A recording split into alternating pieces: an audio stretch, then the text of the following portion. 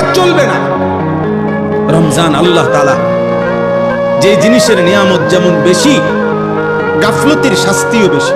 যেমন মক্কা শরীফ, আল্লাহর ঘর কাবা, হারামের সীমানা যেটা হুদুদে হারাম, আল্লাহর ঘরের যে সীমানা, মসজিদে হারামের যে সীমানা, ওখানে নেকি যেমন অনেক, ওইখানের অপরাধ পাপের শাস্তিও অনেক,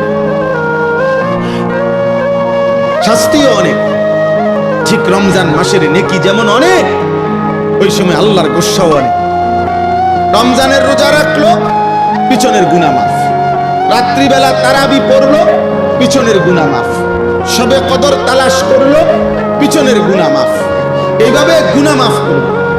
আল্লাহ তাআলা বলেন, বান্দা, একে তো আমি আল্লাহ ভাগ করে দিলাম, এক দশক রহমত, মধ্য দশক মাগফিরাত, শেষ দশক নাজাত, জাহান্নাম থেকে মুক্তি।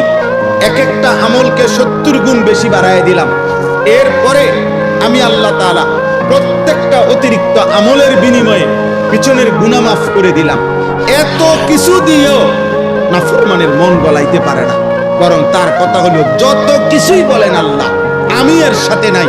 আমার এক কথা, আমি সারা বছর আমি মোবাইলে আসক্ত, আমি নারীতে আসক্ত, আমি ছবিতে আসক্ত, আমি বাজার মার্কেট শপিং এ আসক্ত।